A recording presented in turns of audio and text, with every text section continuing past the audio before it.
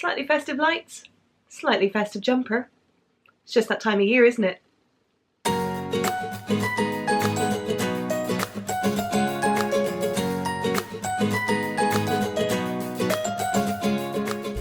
Hello and welcome to episode 9 of the Knitting Vicariously podcast. My name is Caroline. I'm found more commonly across Instagram and Ravelry as Dunderknit. I'm a knitter living in London, and if this is your first time joining us on the podcast, hello and welcome to you.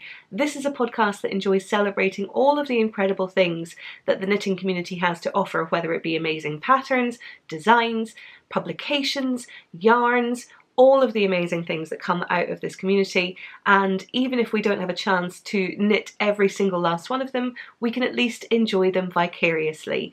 We do this through a means that involves a little bit of swearing. So as ever, if swearing is not your bag, or if you're watching this with children, I really do appreciate you checking us out. This probably isn't the podcast for you. Thank you so much anyway. But yes, there's going to be a little bit of colourful language, much as there is a colourful stash wall from here on out. For those of you who are coming back, once again, hello, how are you doing? I hope you're all well.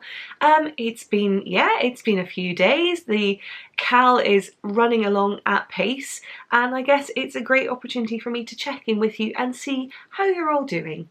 I do want to apologise up front for a little bit more background noise than usual, perhaps.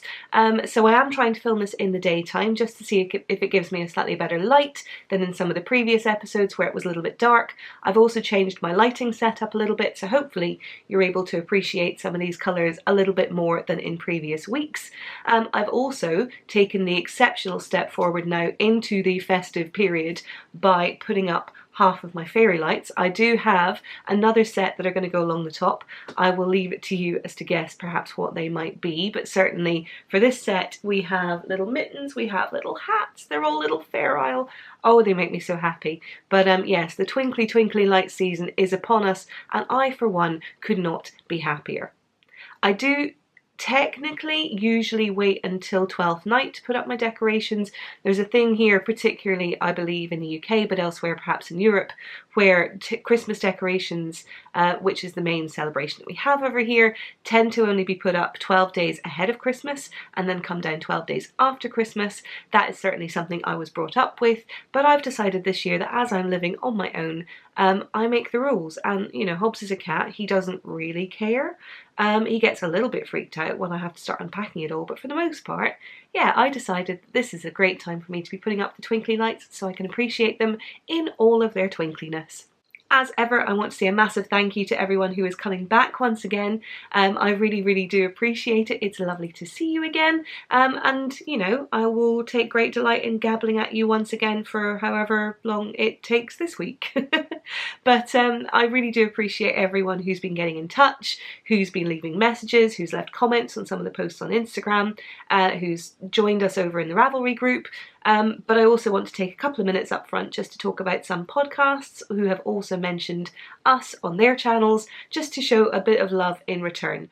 The first of those podcasts is a new to me podcast. It's still relatively early on in terms of its number of episodes, and that is the Caddy Jack's Knits podcast with Caitlin and Jackie. Caitlin and Jackie are clearly incredibly good friends. They knit some incredible projects as well, and so if you enjoy the very kind of chatty and conversational podcasts such as Legacy Knits or Grocery Girls, you will absolutely love their episodes too.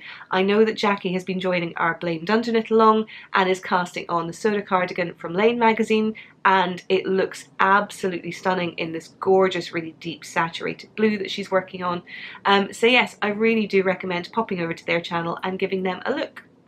And the second podcast I wanted to mention this week is Katie of the Atelier Nekozuki podcast. Katie is also a really well established bag maker. I have, I think, at least one of her bags as well. She's based over in Canada. She makes an awful lot of trips back and forth to Japan to source amazing fabric for her bags. In particular, there are very strong kind of Japanese themes and flavours that come through with her bags, and they're all really beautifully made. But her podcast is a little bit more of a mix of both the bags that she's making and the projects that she's working on. And again, I know that Katie is joining us for our Cal and casting on a Hitufude in the most incredible, very bright, deep saturated pink, which is Coquette from Madeline Tosh. of which I have, I think, a couple of skeins just up here in DK weight. It's such a stunning, beautiful colour. So I really look forward to seeing that as well. But yes, both of those podcasts I really would recommend you giving a quick look if you're in the market for some new ones. It has been a crazy old week for a couple of reasons. The first of those, some of you may have already spotted, those of you who follow me over on Instagram. I posted about this earlier on in the week, but I'm still very, very early on with this journey. We haven't even got as far as 10 episodes yet. It's been a matter of weeks. I am so enjoying running this podcast, coming up with ideas each week, coming up with projects that I can show you and seeing how the cal is progressing. It's been an absolute joy, but I really don't feel yet as though I'm quite kind of getting on my feet. And so I was utterly knocked off them earlier on this week again when I saw that a UK-based publication, which is Knit Now, one of the UK's leading knitting magazines, have announced their nominations for Knitter of the Year awards. They have a number of different categories, and one of those is the category of online innovation. I have been nominated in that category, and that in itself is batshit fucking crazy. But it gets even worse when you start to establish the number of people and the calibre of the people that I'm sitting alongside. So alongside me in that category, you have Knit British, well-established audio podcast, you have Winwick Mum, you have Katie of the Inside Number 23 podcast, Miss Lavelli on Instagram, you have Hippie Nikki on Instagram, who's Nikki of the Tea and Possibilities podcast, you have the inimitable Ellie of Skein Deer, you have, I need to check so I'm not forgetting anyone, Helen, Curious Handmade Helen of the audio podcast and designer extraordinaire, you have Loveliest Yarn Company, and then you have I believe the blogs are A Woolly Yarn blogspot and also Mariana's Lazy Daisy Days podcast. Sorry, blog rather than podcast. And Emotions, Brain, all over the place. It's just crazy. And so I believe that the nominations came about through recommendations and through kind of entries from the viewing public, and so I therefore imagine at least one of you watching put Knitting Vicariously forward for that, and thank you so much for doing that. I'm genuinely floored. Yeah, I'm 9 episodes in, not even really, and this is not what I expected. If anything, I sort of got a little bit of kind of pushback from the post that I put up, which was very much one of, I'm not encouraging you to go and vote for me. If you really, really want to, I'm clearly not going to stop you. But from my perspective, the people that I'm nominated alongside, there are certainly candidates within there who have done so much more than I have for the knitting community in the last year or so, particularly if you consider just the sheer number of episodes that I've put up. I appreciate that online innovation means different things to different people. It may mean something very specific to you, and you may feel that we tick that box entirely, but at the very least, I would highly, highly recommend that you go and have a look or listen to some of the other nominations that are up there as well. And so whether it is that you choose to go and vote, whether you choose to vote for this podcast, or indeed any of the other ones that are listed in there, I hugely appreciate you taking the time to not only to watch this, but to maybe check out some of the others that are on there as well, because certainly it is a heady group of people to be alongside, and very much not what I expected at this point. There's also, of course, a series and a raft of people who were not nominated for this, and indeed within the Knit Now awards you can actually then choose to nominate individuals that weren't necessarily included in that shortlist. And so again, if you feel so compelled, if there's anyone that you're dying to add, I would urge you to do the same. But yeah, that was a bit of a crazy one. And then, as if that weren't enough, yesterday afternoon, just as I was popping in to do some last minute checks ahead of filming this week's podcast, we hit 5,000 subscribers. I mean, my go-to phrase for this is batshit fucking mental, but I've used that already once this week, and so I'm running out of expletives, which for me, as you know, is kind of extraordinary. I really had no idea that this community, that this idea was going to grow so quickly, and I so appreciate every single one of you who's been with me on this, whether it's from the very first episode, whether it's from this episode, whether you joined in future episodes and you're coming back to look at me through the eons of time. I really, really do appreciate it. I really wasn't kidding back in episode 1 when I said, I imagine that most of the people watching this will also know me in real life. It now seems as though that is probably not the case. But also, I've had the luxury of being able to meet people, however briefly, since starting the podcast in real life that I perhaps wouldn't have done otherwise, and I look forward to continuing that for a good long time.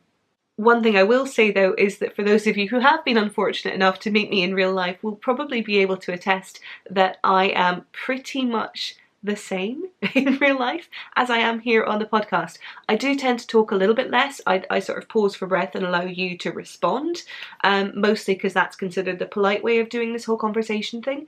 But for the most part, I try to be pretty authentic, pretty transparent. And so indeed, there was just a couple of things I wanted to pick up on that were linked to that. And so I do just want to touch on a couple of things that I have mentioned in previous episodes. So for those of you who've been watching since the start, this is certainly not going to be new to you, but with a few additional folks joining us now who may perhaps not have chosen to go through my complete back catalogue, so to speak, I just wanted to make a couple of points really, really clear. So obviously I've mentioned that as part of being open and transparent, that does involve a little bit of swearing on my side. I know there are those of you who've mentioned that you use that as your means of ensuring that you're going to subscribe, for which I love you. You do sometimes chide me for not swearing enough, so fan shitting bloody tastic, totally bollocks amazing, piss off, love you lots. Let's go with that. But in addition to the swearing, obviously I've mentioned back in a previous episode that I happen to study politics at university, specifically European politics, but I do have a very strong interest in world affairs generally. That does mean that very occasionally I'm going to mention politics as a kind of contextual passing point. It's certainly not going to be a focus of the podcast. I am certainly not going to sit here and tell you what to think. That is absolutely not what I'm intending to do. I am someone who I'm very liberal in my thinking, and so if you have a different opinion and you're staunchly in favour of that different opinion, that is absolutely fine by me. I am not here to try and change your mind about anything. All I would ask is that in the same way as I am totally appreciative of your different stance, that you be so of mine. And so if you don't want to watch a podcast where someone occasionally brushes past a view that is different to yours, then I would recommend that this is probably not the podcast for you either. And similarly, if again, just the mere mention of politics is something that you don't want to kind of have intruding on your knitting podcasts, then that's totally fine. I am not sure that in the current climate we can afford to avoid it at all. But again, I appreciate that is not a perspective that everyone shares. And so similarly, if that's not for you, thank you so much. You might have to either kind of skip bits or just avoid me altogether. I figure the merest mention of politics has probably made a few people switch off already anyway. But yeah, as I mentioned up front, when I started doing the podcast, I do this mostly for fun. And so if you are asking me or looking for me to change in a certain way, if you want me to do things differently to kind of align to what you would like in a podcast, that's probably not going to work for me, because for me, the fun of doing a podcast is in bringing this hot mess to your faces very much in the form and the content that it comes, because I don't really know how to be any different from that. And somewhat more obviously, if the sight of this much yarn is upsetting to you or off-putting in any way, well, this definitely isn't the podcast for you. It's not intended to be a display of yarny opulence. There are plenty of other backdrops that I would have chosen if opulence was what I really wanted to portray. For me, it's about supporting the incredible makers across this community, whether they be full-time hand dyers, whether they hand dye in their spare time, whether they be fully fledged businesses that started out as hand dyers who've managed to kind of really establish a reputation around it. But ultimately, it's really not intended to be a display of me showing off. you know, I'm privileged enough to have a great job, to be able to earn well. I don't have any dependents, I don't have any children, and therefore in terms of my disposable income, I'm able to devote you know, part of that to supporting this industry and enjoying some incredible yarn. I am not financially insolvent. This hasn't bankrupted me. It is insured as part of a home insurance policy, I can assure you. But really, if looking at this much yarn is giving you the heebie-jeebies, if it's forcing you to kind of mentally tot up what you think I might have spent, yeah, I would urge you to consider whether or not this is something you really want to engage with, because yeah, I do this for fun. I like to hope that for the vast majority of you watching this, that looking at this behind me has the same effect on you as it does on me, which is to give me all of like the heart eye emojis. And this, standing in front of this, is 100% my happy place. And so if it's not giving you the same feels, just reconsider whether or not this is something that you want to continue to watch. And having now almost decimated my subscribers, I am quite sure. No, the only reason I mention it this time is obviously we've hit a certain milestone. I want to make sure that people are aware of what they're signing up for, but also just between a couple of comments and a few kind of messages, I'm just trying to ensure that we're all on the same page and that we're doing it for all the right reasons. So yes, hopefully you're still with me and you're kind of in love with this beauteousness behind me.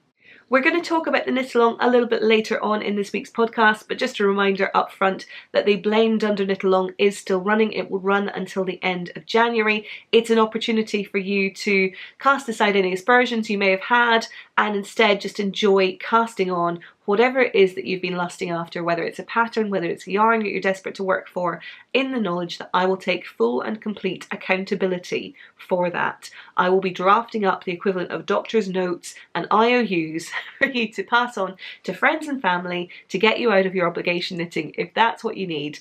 But ultimately it's just a chance for us to enjoy casting on the thing that we've been lusting after for a very, very long time. Now, I do have a little bit more of the prizes that are starting to come through. I'm very excited about how these are shaping up, and I'm not going to share them just yet. I'm going to wait until I have the complete packages from all the different people that I'm working with on this, and then I will share them with you as a group. But just know I'm very excited about it. As ever, you can enter in 3 different ways. You can enter just by posting in the chatter thread, which is going absolutely nuts at the moment, and I love it. You can post your finished objects over in the FO thread. Both of those are in the Ravelry group, which is the Knitting Vicariously Ravelry group. You can find us by searching Knitting Vicariously in the groups tab on the Ravelry site. And then the third way that you can join us is by posting on Instagram with the hashtag #BlameDunderKnitAlong. And as ever, from each of those I will choose one random winner, and each of those winners will receive a prize package of very, very exciting things. One very quick final point before we get into the podcast proper, and that is a quick corrections corner for all of you My Favourite Murder fans. I mentioned last week with the Siri sweater that I was wearing that it was based on the Siri cardigan pattern, the original pattern. I mentioned that that pattern was written as a steeked cardigan, and one very, very kind viewer pointed out in the YouTube comments that it's not. It's actually written as a flat cardigan pattern. You're absolutely right. I'm completely wrong. I went back and double checked. It's still incredibly easy to modify, and so I would still recommend to anyone who wants to take on that task that you'll be able to do it without any problems whatsoever. It's just a case of knitting it in the round as opposed to following the directions to work it back and forth. But thank you so much for pointing that out. I didn't mean to make the mistake, but I really do appreciate you letting me know. And so just before we get into the podcast proper, it just remains for me to say that as ever, you can find show notes for this week's episode over on Ravelry in the Knitting Vicariously group. You can find us by searching Knitting Vicariously in the groups tab on Ravelry. You can also find show notes over on Instagram in the Knitting Vicariously account. So if you follow that account, there will be individual posts for each new episode that goes up.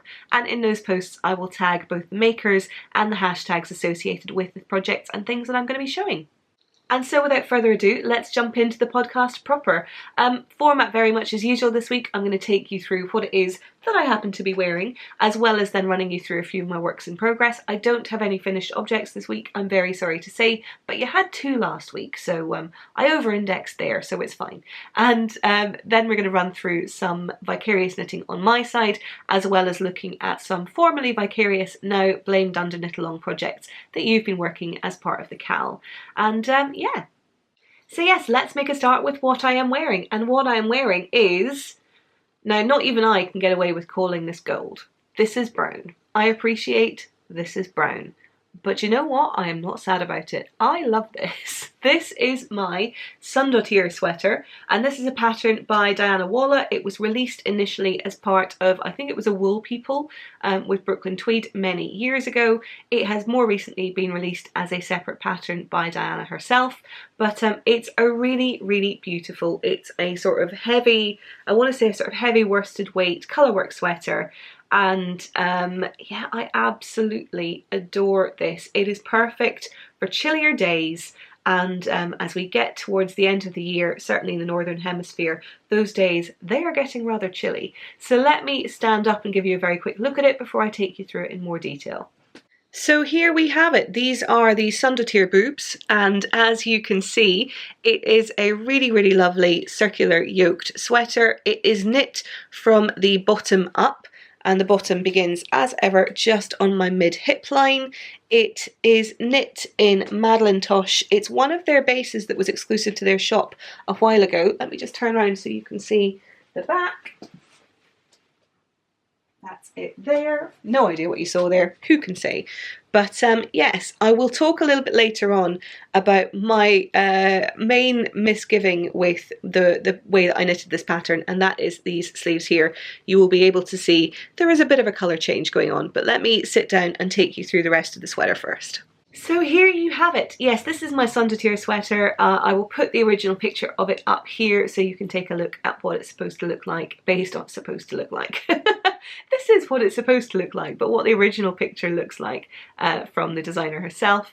As I mentioned, this is a sweater that was originally released as part of a Wool People publication. I started knitting this back in 2015. Let me double check that. Yep. I started knitting this back in 2015 with some yarn that I had purchased from the Madelinetosh website. So I mentioned it is a base called Delaine Merino, and this is a base that every now and again, Madelinetosh's online store, they carry more, I want to say sort of breed specific or kind of slightly more rustic yarns. They'll do a kind of limited run of them. This is a base that certainly I haven't seen them offer for a while, although I may be completely mistaken and it may be coming back, who can say. But it is a really, really nice merino. It's similar to the row work that I used for my stalactite sweater in that it has a more kind of rustic feel to it when it's in the skein. It had quite a lot of vegetable matter that was in there, so kind of little nubs of kind of hay and so on that I picked out as I was knitting it up. But it's a really, really beautiful yarn, and it fluffs up and works wonderfully well for colour work. It is a worsted weight yarn, and it is 90% merino and 10% mohair, which is probably what's giving it this lovely halo. If I hold this up and if you ignore the colour change that happens that I'll tell you about a little bit more, you can see that it is fluffed up really nicely. It is pilling a little bit, as I'd expect it to do, given it is quite a loose ply, but certainly in terms of underarms and so on, I have a little shaver that I use, a little pilling shaver that I use to be able, it's just a little whirring motor. You'll be able to get them on Amazon, I'm pretty sure that's where I got mine. But it just means that I can shave off any kind of really big pilling pills, globules. This is the finger thing all over again, isn't it?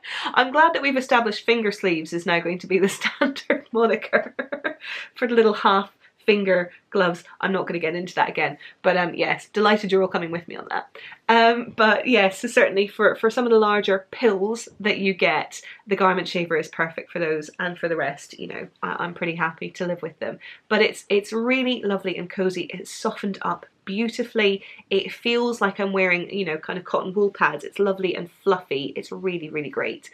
It is knit in the Pecan Hull colourway, which, as I say, is this gorgeous brown. It's got quite a nice kind of greyish undertone to it. It's not a particularly kind of blue-leaning brown, as with some like Whiskey Barrel, where there's quite a lot of blue in that colour as well.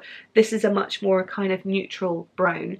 And then the colour work up here is in the Antler colourway, which is their standard, just kind of neutral, almost white, but not quite kind of colourway here. So the... I mentioned I started this back in 2015, in October. I finished it in January 2018. Now, I just left this on the needles for a really long time. I think a large part of that was to do with the fact, I'm really sorry, there's some grinding going on outside. It's a few doors down, but it's still really fucking annoying, and I can't really do anything about it. So if you can hear it in the background, I'm really sorry. I'm going to try and minimise the background noise on this as much as I can, but at the same time, technology, limitations, people, douchebags, all these things outside of my control. But yes, so I started this back in October 2015. I actually finished it this year. I finished it back in January this year after picking it up when it had lain dormant for a very, very long time. And a large part of that is to do with the fact that it is a bottom-up sweater. So when it comes to bottom-up sweaters, there's an awful lot of patterns and designers that I love. I've mentioned in the past Nora Gone, Thea Coleman, Michelle Wong. The challenge that I have with some of those, particularly when they are bottom-up patterns, is that because of the size of my hips, the size of my bust, I have to cast on quite a significant number of stitches. I am not a tiny person. I usually cast on, this is I think it's the size 45, which is pretty much negative ease for me, or just ever so slightly negative ease for me. But it means that I usually have to cast on a fair few stitches, and if I don't see a significant amount of progress in those early initial stages, I tend to get disheartened on things quite quickly. This was definitely one of those projects because it's bottom up. When you cast on, you're just knitting for a really long time, and there's not really much excitement that comes your way until you get up to the yoke. And again, it's actually one of those sweaters where you have to knit the body of the sweater, and then before you get as far as the yoke, then you have to knit your sleeves. And so in one sense, you've got all the boring bits out of the way before the fun stuff starts, and you power on through and you finish it. But I'm someone who, my brain works very much the other way around, which is give me the fun stuff so I can see that I'm making progress and see that I'm getting through it all, and then I will probably persevere and slog, assuming I still want the sweater, through the remainder in terms of the arms and in terms of the body. And so, yeah, this lay dormant for the best part of maybe 2.5 years, where I didn't touch it. And I had, the body of it was finished, I had one sleeve and I think maybe half an arm, and I just needed to do the other half of it. And yeah, it just sat in my sweater chest and didn't get worked on. But at the start of the year, I decided that I was going to suck it up. I decided I was going to pick it up again because it was big, it was thick, it was cozy. It was exactly what I wanted in a sweater. And so powered through it in a matter of days, I think, but it was certainly obviously casting on for the rest of the sleeves, joining those in the round, and then knitting the colour work complete with decreases up to the collar here at the top. And in terms of needle sizes, let me just double check. So yes, so for the most part of the sweater, I used a 5mm needle on both the body and for the colour work up here, as well as the main body of the sleeves. And then all of the ribbing was on a 4.5, 5mm being a US size 8 and a 4.5 being a US size 7. I used pretty much bang on 5 skeins for this, which given the size of sweater that it is, given that it's a worsted weight, I think is pretty impressive. It's pretty long in terms of it sits on my mid hips. I referenced this earlier, so I did have to make my sleeves a little bit longer. So in order for them really to come to the right point on me, I had originally sleeves that came to bang on my wrist, which is fine, but for a big cozy jumper you don't necessarily want things that stop bang on your wrist. You want things that come to your hands, and so because I'm a particular culprit for pulling things up to my knuckles when I'm a little bit chilly, and I seamed up the sweater, well, seamed it, but I added the sleeves onto the center body, I knit the yoke and then tried it on and realized that the sleeves were perhaps just a tiny bit too short. And after a few days of trying to live with it, I sucked it up once again. I popped over to Instagram. I asked Instagram as a whole to say, how on earth am I supposed to do this? Given that I'd actually knit the sleeves from the bottom up, it's the first time I'd knit my sleeves from the cuff up to the yoke here. And so I wasn't entirely sure how to go about cutting off my ribbing and then just knitting it down. But in the end, that's exactly what I ended up doing. So I found the row just in between the edge of the yarn here that I'd knit for the main body of the sleeve and the cuff. I picked that up using a needle prior to cutting it, and then I cut the row just immediately above.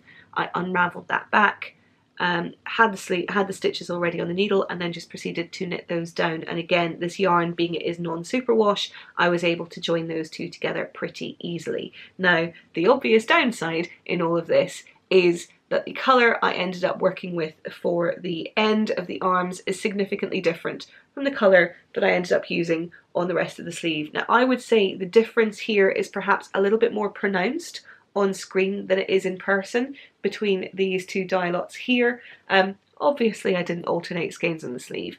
Obviously I didn't do that. Why on earth would I do that? It would only be sensible. But it does mean that there's quite a strong difference here in the colours that you see between the two.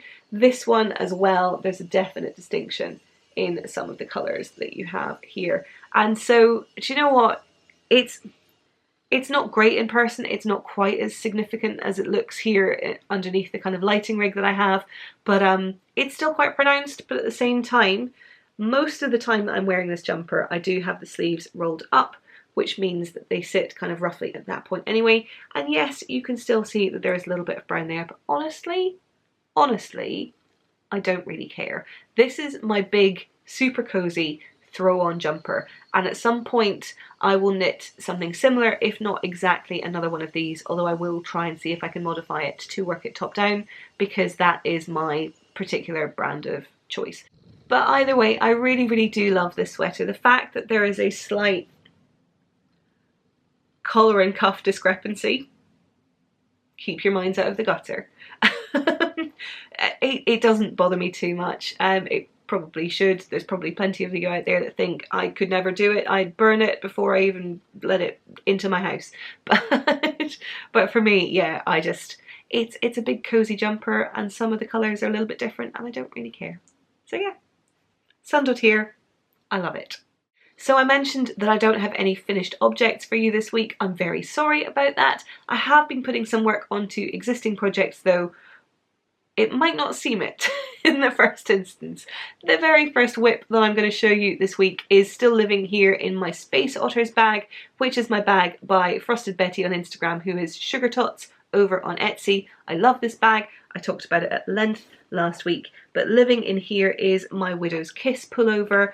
It is a bottom-up sweater by Thea Coleman. I will put it on the screen here. You are doubtless familiar with it, given the amount of time I have talked about it, both this week and in previous weeks, but I want to show you the little bit of progress that I have made, and a little bit of progress is very much the correct phrasing, because here we go. Yeah, it's not dramatically further on from last week, is it? But this is a good few hours worth of work. So let me hold it up so you can see. This is Elsa wool in her worsted cormo. It is woolen spun. It is absolutely stunning. It is an alternating cable cast on here at the bottom, and then a heavily, heavily cabled front pattern up there too. And the grinding started again. Again, I apologise for that. I am knitting it as ever on my CajaOfSweden needles. These are my needles of choice for all things garment, because the sturdier cable I find really, really helpful when it comes to knitting quite a sort of significantly weighty garment, and it is being knit at the moment on 4mm, which is a US size 6. I did use, I think, a 3.5 or a US size 5 for the, no sorry, US size 4 for the ribbing here at the bottom. So yeah, there's not a huge amount more to say about this one this week. It is an awful lot of cabling, an awful lot of ribbing, because what you have is with each of the different cables, let me just see if I can get this to focus. Here we go. With each of different cable sections, you are effectively knitting 2x2 rib the whole way through, unless you happen to be cabling as well. And so it's not a speedy knit by any extent. It's still a lot of going back and forth in 2x2 ribbing, but I do really enjoy it, and the yarn is still magnificent, but it's still a very kind of involved sit down, look at the chart sort of knit, and I needed to branch out and get a few different projects on the needles to be able to not be super involved 2x2 cabling ribby knits, and so that might explain what you're about to see.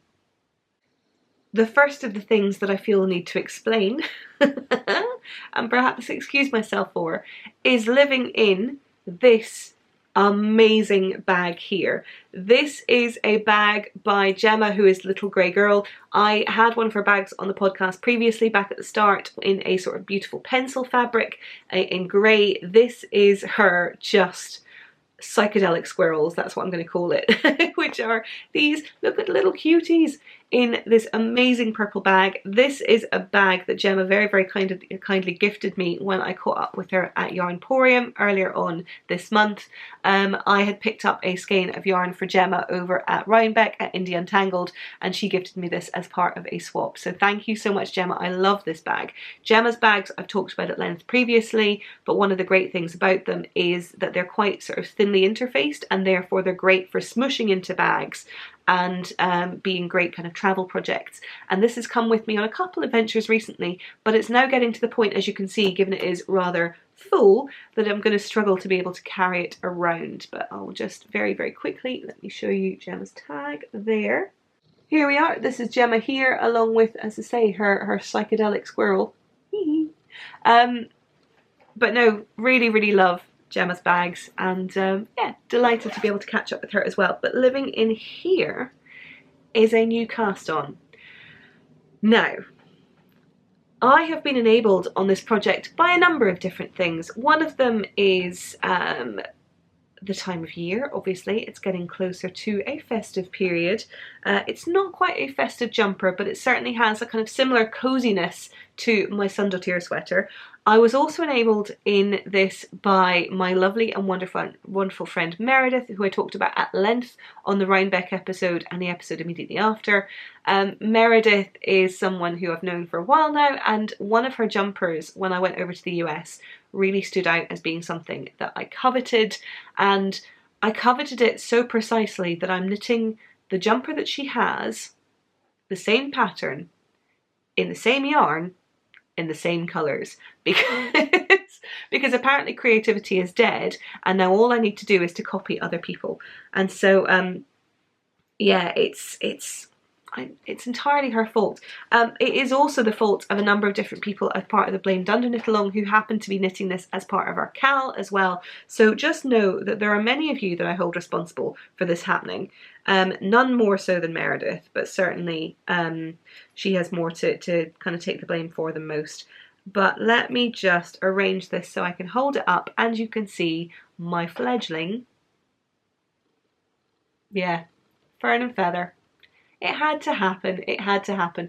This is a pattern that, again, if you have eyes in this community, you will have seen. This is a pattern by Jennifer Steingass, who is Knit Love Wool over on Instagram.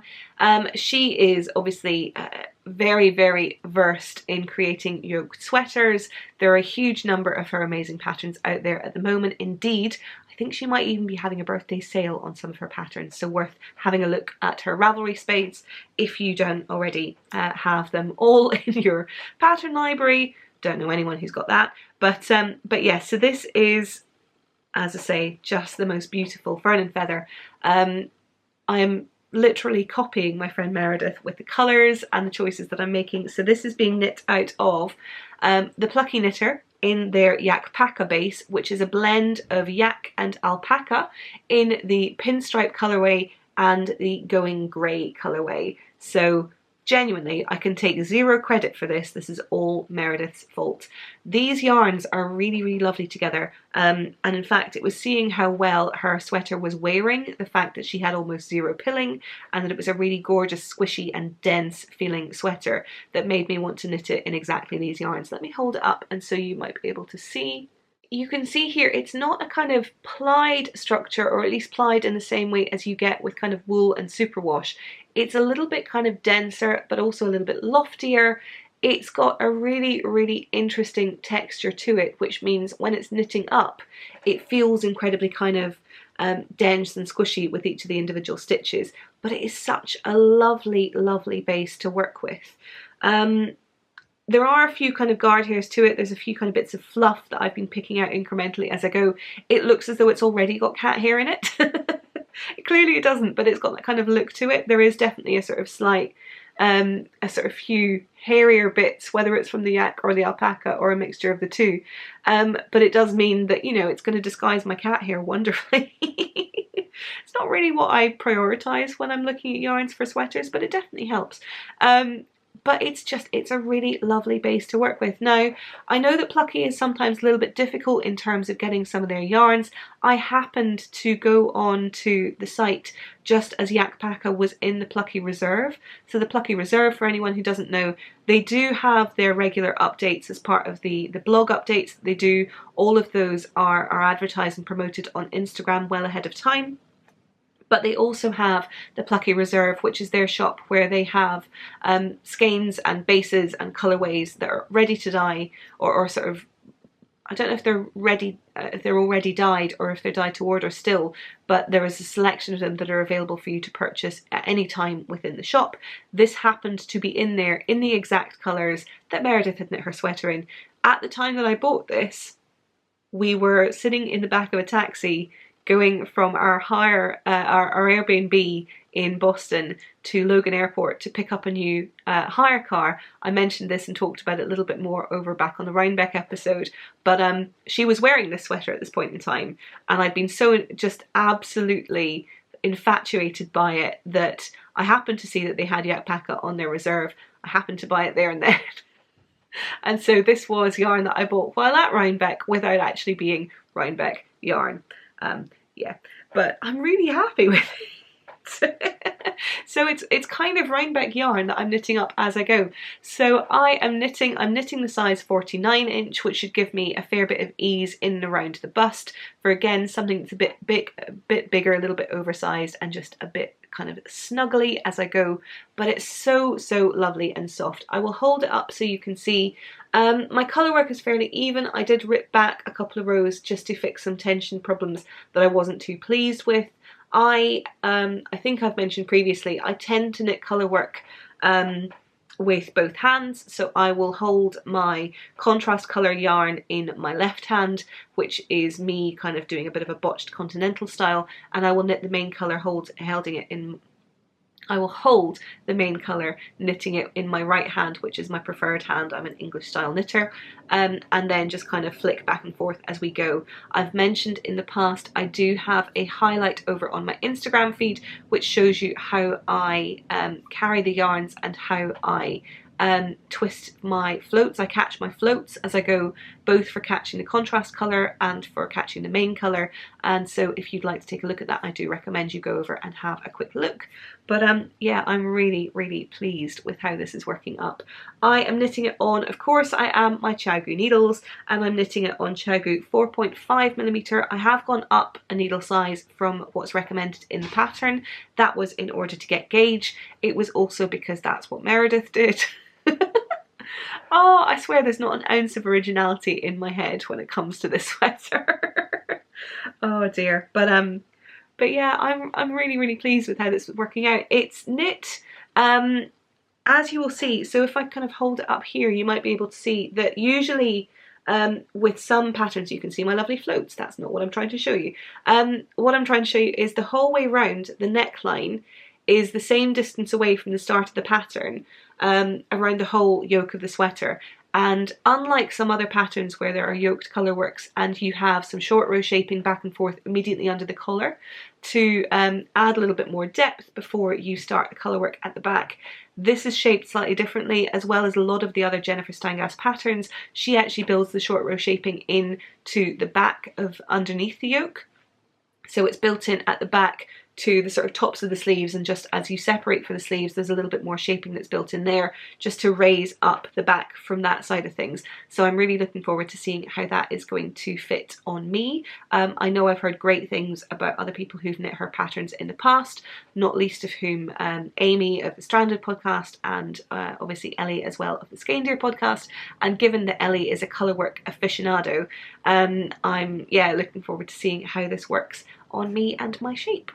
So in fact, if I hold it up here, you should be able to see that with this being the front side here, the amount of kind of knitting that I've done since finishing for the colour work has been, you know, maybe an inch or two, whereas at the back it's significantly more. So that is, you're starting to see the depth of the short rows that I've added in there. And I think it'll make a really, really interesting fit. But yeah, that's pretty much it for this pattern. I've finished the fun bit now, so it's just a case of powering on through the body of the sweater and the sleeves. But as I mentioned, I kind of like doing things this way around. It means that where I've got all the kind of the passion and the drive, I'm able to get the fun part out of the way, see the progress that I've made, and then just rely on my innate stubbornness to guide me through the rest of the pattern. And you know, it's nice to have something that is just stockinette, particularly when I've got Widow's Kiss on the go as well, and that's something that's a bit more involved. So if I am just sitting watching, you know, a podcast or a film, I can sit and kind of mindlessly power through some of this, as opposed to the really kind of deep concentration I need for when I'm working on Widow's Kiss. And I say, you know, deep concentration, it's not as though it's lace work, but it's just, it's a little bit more involved than I would sometimes like to be. And so, yes, this was a necessary cast on. And it does mean that obviously with my Blame Dungeon Knit Along, I'm empowering lots of you to cast something on for yourselves and use the excuse of blaming me if it's perhaps not something that you should be knitting on, although I hate the word should, as we've established. But it does leave me wondering who I can blame if I do the same. So at least in this case, I know that I can blame Meredith. So Meredith, this is your fault. And speaking of Meredith, I'm going to move along to my last WIP this week, and that is living in my taxi bag that Meredith gifted me when we were in Woolen over in Brooklyn. This is a bag that is by, let me just double check, Knit Spin Quilt. It was featured in my Rhinebeck episode. I'll obviously put a link of the bag maker down in the description box below. But yes, this is my little memento that I've got from our time over in Brooklyn. And living in here is a brand new hat cast on. So I finished up my sparkling cider hat, my test knit for Kristen of the Villenvine podcast last week, which I love. And so, you know, green fluffy hat, very heavily ticked box as far as my hat collection is concerned, which is obviously why I went out and picked up this. Yeah, I'd make excuses, but I don't have any. This is, no, gosh, how am I going to pronounce it? I'm going to say Illuminati is the name of the yarn company. The base is Amelie, and it is in this incredible olivey hunter green sort of colourway here. I will, yeah, just show you a little bit more of what it looks like. It is very similar in its kind of makeup to the new Woolfolk yarn, the Luft yarn, that has been used and talked about on a number of different podcasts. I know that a number of people are using it for their Turtle Dove sweater by Melissa of the Watery podcast and Yarn Shop Extraordinaire. This is very, very similar. So it has the kind of core to it, and then the fibres that are blown through it. It is beautifully soft. But yeah, I couldn't resist. I picked this up last week on a visit to Tribe, which is my local yarn shop here in London. Tribe is reasonably new. It opened up over the summer down in Richmond, and it's perfect because you know, with sort of reasonably free traffic, it is about a 30-minute bus ride away from my house, which is closer than a lot of the other London yarn stores. It is perfectly formed. The yarn selection is amazing, and Millie, who owns it, is not only a fantastic yarn store owner, but an absolute bona fide fucking badass. There was a post up on Instagram a couple of weeks back now, which was around kind of introductions for independent business owners, and there was a sort of 10 facts post about me. Millie's is awesome. So Millie is an absolute bona fide badass. Aside from being a former accountant, which may not sound particularly exciting, it gets a little bit more exciting when I mention that she was previously an accountant for Richard Branson on his island home out in the Caribbean, that she has previously been a drill sergeant, that she used to work as a bouncer, which is security at a nightclub, that she has sailed yachts in very exciting places. She is fucking cool, and she's brought all of her kind of amazing drive and creativity and opened this incredible yarn store. So Richmond is also the most beautiful location. It's a fabulous part of southwest London. The Thames runs through it, so you get a beautiful view of the river. It's a really lovely place just to go either on a day trip, or if you're visiting, perhaps to make a little bit of time to go and see and pick up some yarny goodness when you are over there. But yeah, love going down to Millie's and to see Tribe. It is a fabulous, fabulous place. But while I was there, I couldn't resist picking up this squishy goodness. And yeah, I know I've just knit a green fluffy hat, right? But if it works, it works. That's what I say. And so I have cast on, you hold it up so you can see, just a really, really simple ribbed hat. Now, if the camera will focus, you'll be able to see it a little bit better. Come on, there we go. There we go. So this is a really, really simple ribbed hat. It is, as you can see, I used my now favourite alternating cable cast on down here at the bottom to cast on in rib and purl pattern, and then just proceeded to knit 1 by 1 rib up here.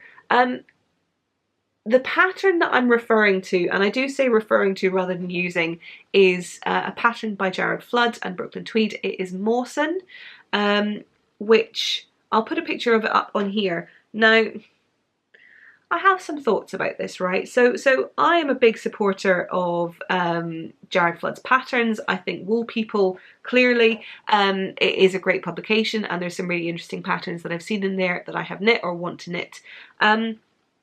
I do object a little bit to paying $9 US for a pattern for a hat that is basically 1 by 1 rib and some decreases at the top.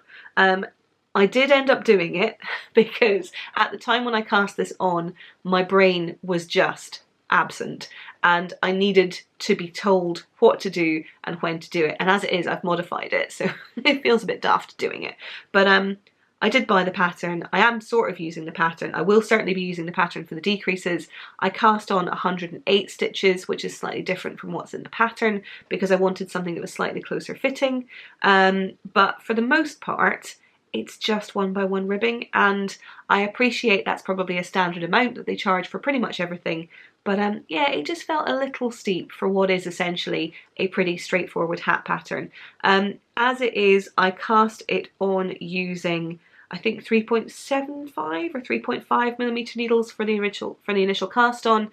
I knit a couple of inches using 4 millimeter needles, and I've now gone up to 4.5, and that is really just to give the hat a little bit more shape to it, a little bit of grip around here at the front, but to make sure it kind of drapes a little bit up here when it comes to the crown.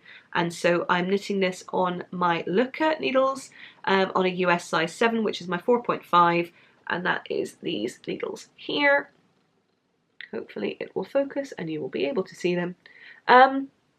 Little short tips, 16-inch circulars. I really enjoy using, as I've mentioned in the past, shorter circulars for hats in particular, likewise for sleeves, and roll the way down to the 9-inch circulars for socks. I find they work quite well with my style. But yes, it's a really simple bit of knitting. This is definitely my commute project at the moment, so it's one I'm using whenever I'm sitting on the bus or on the train, and it just means that I can power through a bit of a hat. So hopefully, depending on how much travelling I'm doing in the next few days, I should be able to show you a little bit more progress on this next week. But yeah, this is hat pattern, kind of Mawson, kind of not. in the Amelie yarn in this beautiful, beautiful green colourway, which I think will look rather good. So that is it for my actual knitting this week. As I move along now into Vicarious knits, there's a few bits and pieces for me to share with you. Obviously, I brought a huge amount of yarn back from my trip to Rhinebeck, and as such, I've got no need to purchase anything else pretty much ever again, right? I mean, it would seem as though my wallet didn't really get the memo. My PayPal certainly didn't. And as such, there might have been a couple of cheeky purchases around here in recent weeks.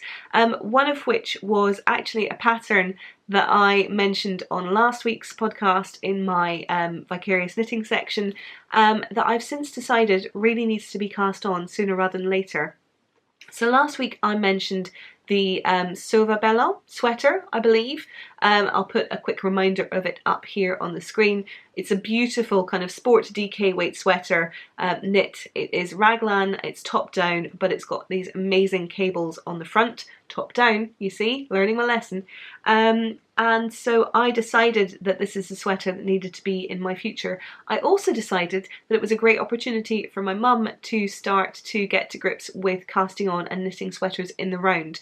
My mum, I've mentioned here in a previous podcast previously, she is a knitter. She's been a knitter for a very long time, but the whole kind of thing of knitting sweaters in the round is not really something that she's tried up until now. And so we're going to be hosting a bit of an informal mother-daughter knit-along, and so it was only fair that I find some yarny opportunities and goodness. So my mum is going to be knitting it in this really beautiful yarn that I happened to pick up an extra couple of skeins at when I was at Tribe last week. It is the Kelbourne Woolens yarn Scout in their really lovely light heathered grey colourway. It's a beautiful colour. It makes it very similar to the pattern in the pattern pictures as well. But so she's going to be knitting it in that. I, on the other hand, decided that I wanted to go with something that I would very definitely wear, that was perhaps a colour that I'd been lusting after for a while. And yeah, I mean, we can all see where this is going, right? We know exactly where this is going. One, it involves me buying more yarn, and two, it involves gold. Because of course it does.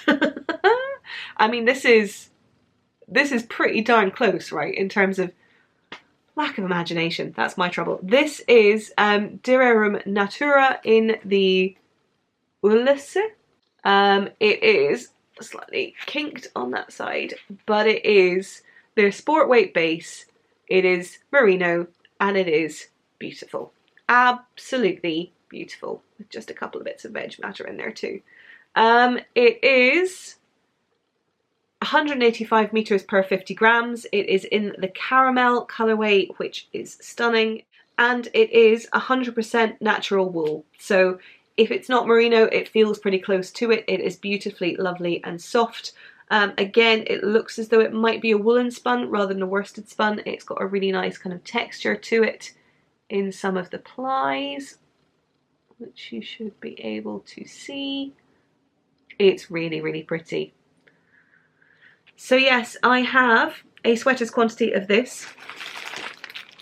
I purchased it from Isolde's website. She has a number of different yarns, all of which are on the, I want to say, sort of slightly woollier side. This is definitely one of the softest, but she has a good stock of this base. And so yes, that is going to be in my not too distant future. I know my mum has already cast on.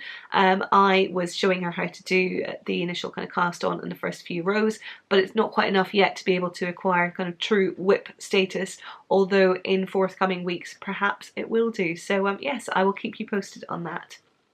Last week in the Vicarious knitting segment, I also mentioned a new pattern by Ellie of Skeyndeer that was being launched as part of the Bladek Garn publication launch later on this month. That was the Isbre sweater, which was again a gorgeous yoked sweater. Clearly that is what I have on my mind these days. And I mentioned that I was going to be looking at potential colour combinations for those. When I was out and about last week, I was wandering through John Lewis, which is a massive department store here in the UK, sort of similar to the likes of Macy's or Bloomingdale's over in the US. And in wandering through a couple of the concessions, I stumbled across a sweater with a really interesting colour combination, and it got me to thinking. I'm going to put a picture of the sweater in here. I'm pretty sure it was by a UK brand called Toast. I'm also pretty sure that it was at least 100% wool, which is a good thing, but it was also at least £185, and that can go fuck off. Because if I want a sweater that is not a great shape on me, a little bit too short, and that expensive, I will knit it myself, and I will do it far cheaper, and I will give it contrasting cuffs to throw into the bargain. Oh, maybe it's not that expensive after all, but but the colour combination got me to thinking, and so I was able to put together one option from my stash and one option again I picked up when I was over in Tribe. So I have a couple of colours here that I think are pretty closely matched to the picture that I used as my inspiration, shall we say. So the first of these is, so the contrast colour here I picked up when I was over at Tribe. This is Baram U Pip colour. See if I can get it up there. It's their Pip colour work. It is 100% British wool. It's not breed specific. It is 25 grams and 126 yards or 116 meters. It is in terms of the, I'm not sure if it's the lot or if it's the colourway. Oh no, the colourway is Endeavour. And I just picked up 2 skeins of this from Tribe, just to be our contrast colour. And then for the main colour, I have the Colour Wizard, that is Amy of the Stranded Dye Works podcast and of Stranded Dye Works Yarn. She had a base a couple of weeks back now, which is a non-superwash base. It is her BFL Massam, because it's Massam. Amy has told us this. But it is her 75/25 non-superwash BFL and Massam, and it is just stunning. This is a one-of-a-kind colourway. This is her paint box colourway number 122.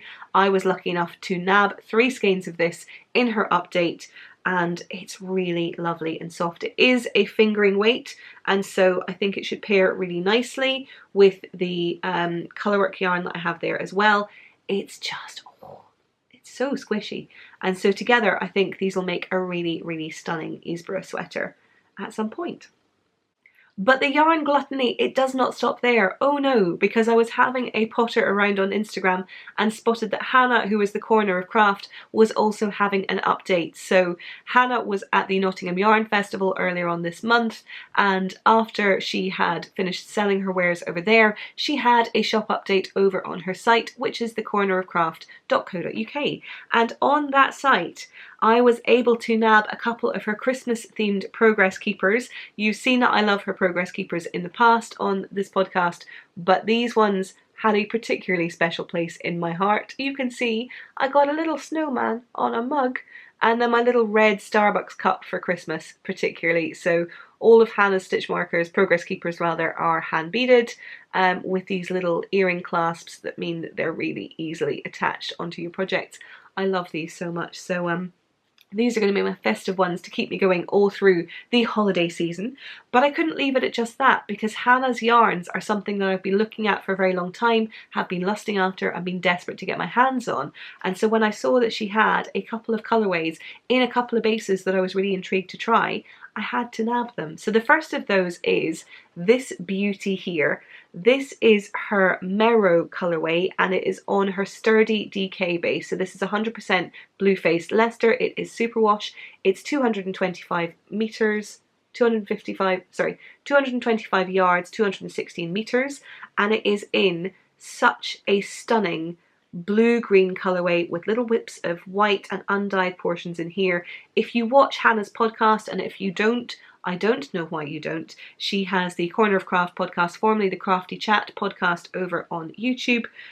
She has knit a sweater out of this colourway. It is absolutely stunning, and yeah, it had to be mine. It'll be a really, really beautiful hat at some point, I am quite sure. But look at this lovely, look at that little shot of white and teal in there as well. Oh, it's just beautiful. So love this, but also because it's me, and it had to happen. Look at this. Look at it. Isn't this just the perfect mustardy, goldy, slightly grubby? There's some greens, there's some oranges in it. It is just stunning. Let me hold it up so you can see. This is her Tabaxi colorway. Let me get it to focus. There we are. and you can see all these little speckles and these little portions of just this grubby mustard that's in here. It is just so beautiful. And this is also BFL, but this is her 4-ply BFL, so it is fingering weight. Again, superwash BFL, but it is 437 yards, 400 meters, and it's just so squishy. In terms of what this is going to be, I have no idea, but it was so pretty. It had to be mine. It had to be mine. So yeah, really pleased with these purchases and just delighted to be supporting Hannah and her business, which is amazing. So I think I've mentioned in the past, but her yarn is under the Chromatic yarn label, but all of it is available from her site. So yeah, love her yarns. So that is it for my Vicarious knitting this week. A little bit more stashy than it has been in the last few weeks, but at least I'm delivering against those Vicarious options I had called out previously.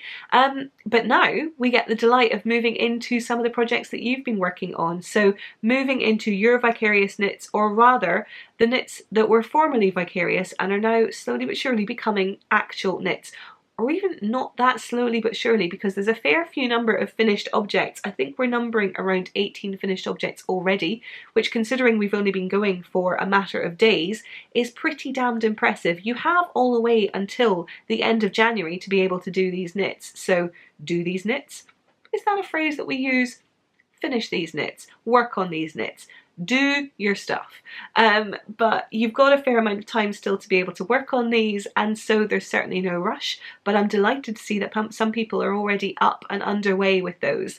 And so, as with last week, we're going to take an opportunity to look at those in a little bit more detail. This week we are looking at pictures that have been shared amongst the Ravelry chatter group. I'm going to try and alternate it going forward, so there'll be a week where I show you some Instagram pictures and a week where I've pulled some from Ravelry as well. And so without any further ado, I will sit back and allow you to enjoy our calorie.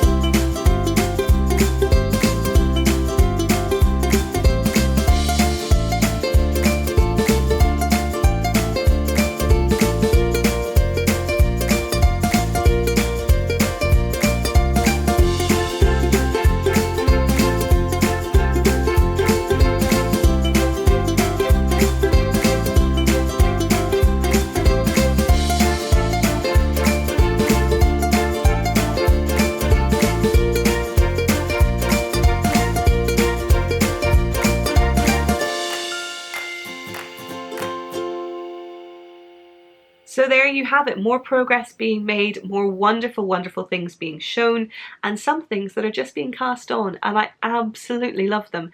Thank you again so much to everyone who is taking part, who is chattering over in the thread, who's sharing things over on Instagram. It's just such a joy. I am having trouble keeping track and keeping tabs on where we're up to. We've got more than 2,000 posts now in that Ravelry chatter thread alone, and over 1,500 Ravelry group members, and so I'm genuinely struggling to try and keep on top of things. And when I do put my head into the chatter thread, it kind of feels like I'm a mum at a teenager's sleepover. Sort of putting my head in, going, is everyone okay? Anyone want a drink? No, fine, okay. So it's great to see that it's continuing at a really strong pace without needing too much kind of coaxing from me, which is perfect. So I do obviously kind of duck in when I can. I am certainly there clicking love buttons, literally, not metaphorically. And so as such, I'm just delighted that everyone's having such a great time with the knit along. You don't need to have already started. You can join us at any point. If you are being a selfless person and working on those obligation knits and want to get those out the way, I fully understand. You can join us at any point. But yeah, hopefully seeing some of those projects has given you a little bit more inspiration. And if that's anything that you were lacking, you can certainly check out the full threads to get a complete view as to what people are working on, and perhaps add a few more items to your queue as you go. But that's pretty much it for this week. We're coming up to the end of November, and so as always I will be posting a new thread over on Ravelry which is around your December Vicarious knits. That thread's just an opportunity for you to post things that you've seen all across the internet that are giving you all the feels and all the lust and making you want to cast something on. Perhaps it's not something that you want to cast on as part of our knit along. Perhaps it's something that is at some point in your future but just not right now. But essentially that thread is just an opportunity to go and to share all of the fabulous things that you are seeing and that you want to be able to talk about with others. The chatter thread will continue, the FO thread will continue, everything else will remain very much the same. If you do want to find any of those threads, you can do so by joining the Knitting Vicariously group over on Ravelry. You can find us by searching for Knitting Vicariously in the groups tab. Similarly, you can always also join us over on Instagram. We have a number of different hashtags, not least of which is the Blame Dungeon Knit Along hashtag, which we use for everything related to the Cal, as well as the general Knitting Vicariously hashtag for anything that is just related to the podcast. I will post show notes across both the Ravelry group and across Knitting Vicariously account, so at Knitting Vicariously. Over on Instagram, you'll be able to see tags to all of the makers mentioned, as well as some of the hashtags associated with the projects that we've covered on this week's podcast.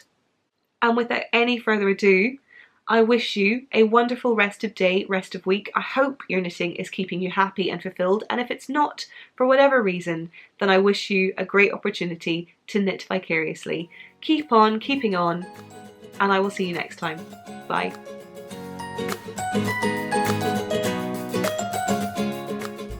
And again, look, if looking at this much amazingness behind you is not what you want to see on this podcast, then I really don't know how I can help you. So for me, this is not about a display of opulence. This is about me sharing amazing things with you, with the rest of the world, and really just kind of embracing and talking about how I feel about this incredible community. I mean, this is just a true sign and representation of what I think is amazing about everything that we do here, whether it be you know, makers, whether it be dyers, whether it be just people who are really genuinely fucking talented.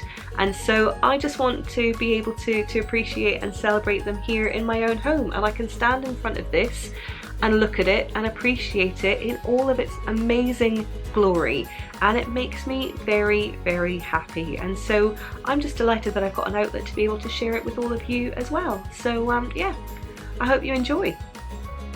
I might do all of it like this, to be honest. I'll probably get better fucking lighting.